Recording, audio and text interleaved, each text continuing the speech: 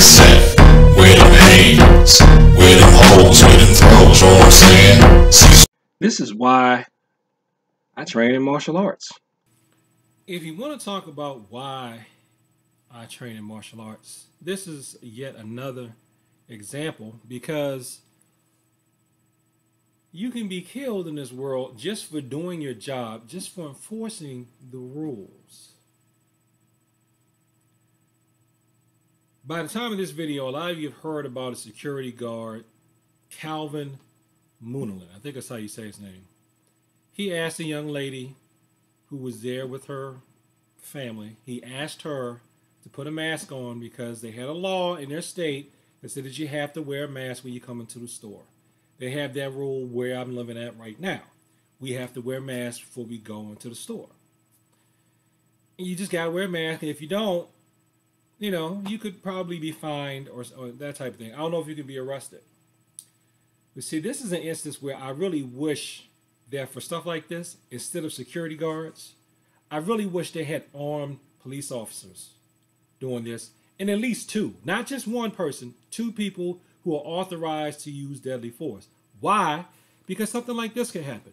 But before I play that video, I want to show you this. I don't know if you can see this. It says, in a news release, Genesee County prosecutor, let me see, here we go. In a news release, Genesee County prosecutor David Layton said Charmel Teague, quote, began yelling at Munerlyn and spit at him, and Munerlyn told her to leave the store and instructed the cashier not to serve her. So it's my understanding that spitting at someone is considered assault. Now, I'm not an attorney. This is not considered legal advice. We are not entering into any type of legally binding contract for me saying this. But she spit at the guy. And from all the accounts that I've read in a lot of videos I've seen preparing for this, they leave the store, they come back, there's a confrontation, and that's when the shooting happens. So as far as my understanding is of when you're allowed to use deadly force, if you leave the scene of a confrontation and come back, you are not defending yourself anymore. It is no longer self-defense because the threat is not there. They left and they came back. Once you leave and you come back, that's a new confrontation. You're not protecting anything once you leave and come back. You are blatantly trying to get revenge. And this man did not deserve this. This man had a family of his own. Apparently was a very loving father who was a fitness enthusiast. It really broke my heart because I know what kind of person he was. Prosecutor David Layton has authorized 3 felony warrants. Charmel Teague is in custody, while Ramon Bishop and Larry Teague remain at large. Crime Stoppers is offering a $1,000 reward for any information leading to their arrest. Our job is to enforce the law, and that's what we do. And in this case, there's just no excuse for somebody to take this kind of an action over this kind of an issue. I'm Jamie Sherrod, WNEM TV5. A shooting at a Family Dollar store. There is no excuse. Basically, there's no excuse. There's nothing that justifies this. Okay? There's nothing that justifies this at all. There's people, man, there are people in this world you just can't say anything to them. You just can't. And we can't always tell who you can say something to and who you can't. You know, other than you just got to trust your gut, I guess. You know? But he's probably told millions of, maybe not millions, thousands of other people, excuse me, you can't do this. Excuse me, you have to do that. And they complied. And in this case, all it took was just one ridiculous person to decide to shoot him in the head over this. Now, I think it's Charlemagne the guy that runs the Breakfast Club. He has said he blames the parents for this. I don't blame the parents for this. I don't blame that young woman's parents. I blame the young woman's parents in terms of for them committing the murder, but I don't blame them for this situation. I blame her as an individual for not wearing a mask, and I blame them as individuals for deciding to shoot someone who was just trying to do his job.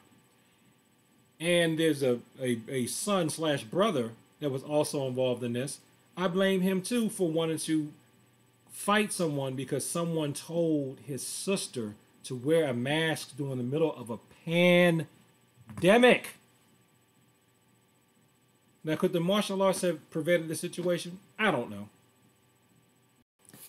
I mean, I guess I could Monday morning quarterback this, but I'm not, because anything I say at this point, I do not want to say what I think that Mr. Munerlyn could have done differently, because there's no excuse for what happened.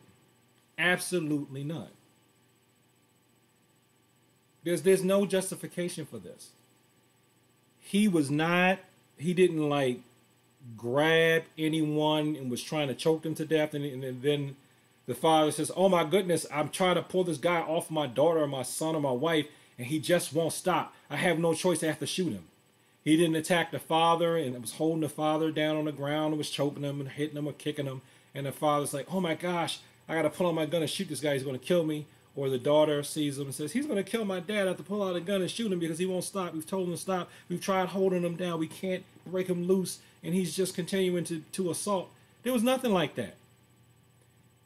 Somebody told somebody to wear a mask. Somebody didn't want to wear a mask. Apparently somebody felt like they could spit in somebody's face, yell at them, then leave and come back.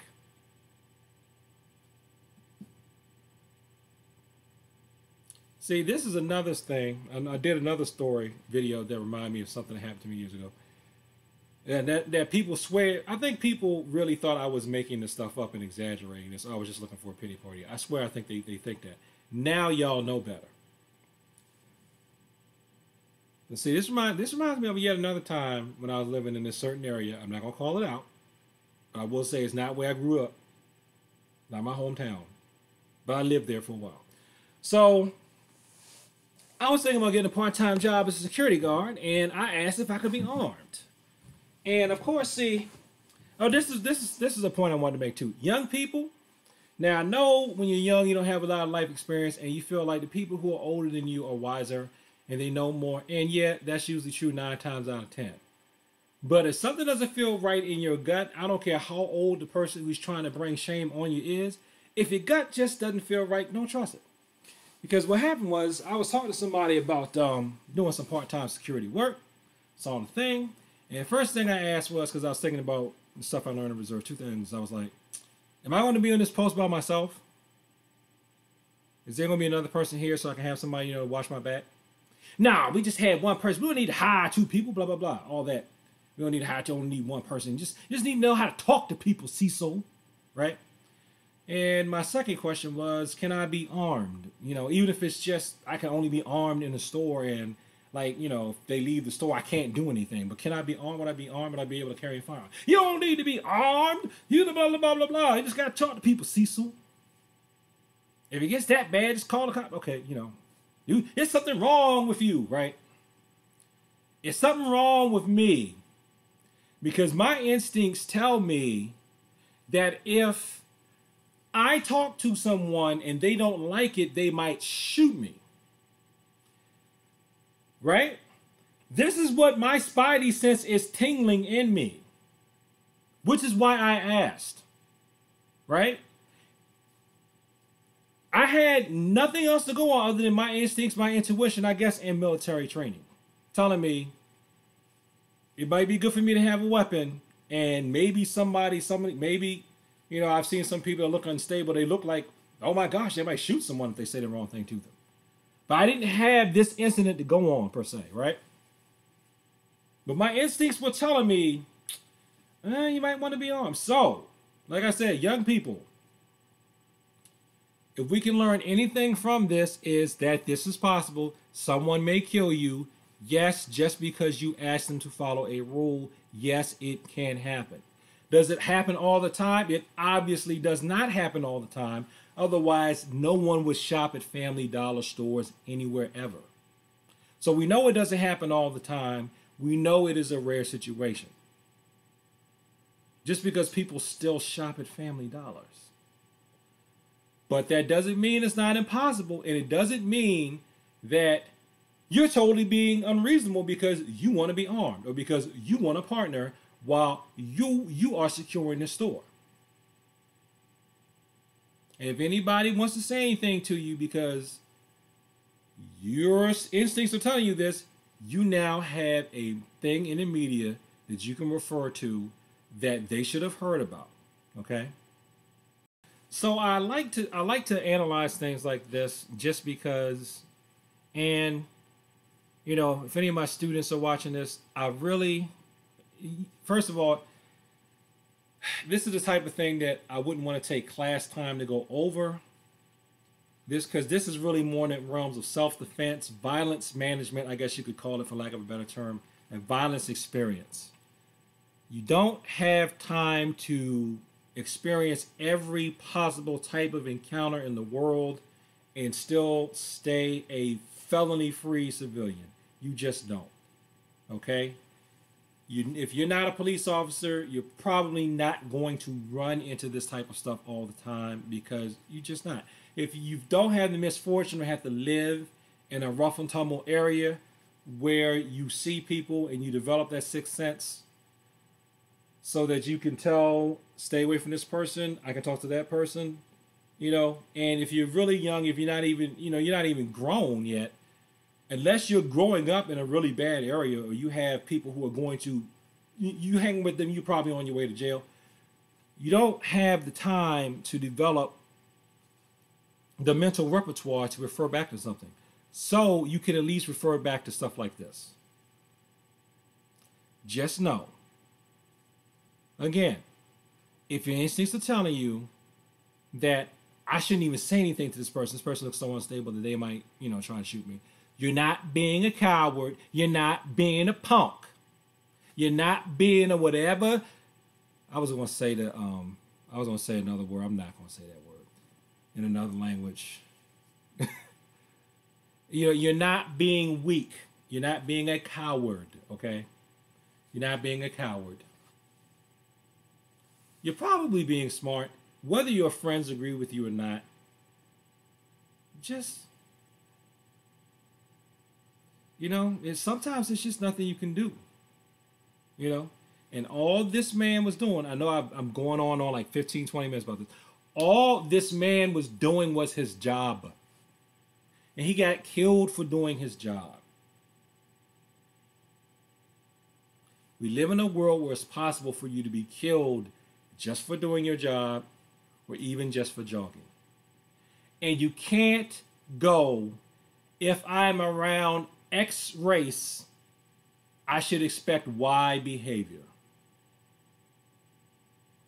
Because if you are around the human race, you should expect an infinite number of behaviors.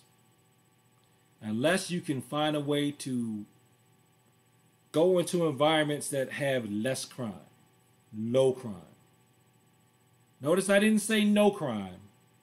I said low crime. That's about the best you can do. And other than that, you know, just don't become obsessed with the topic, but just keep an open mind to learn about different types of things where violence happens.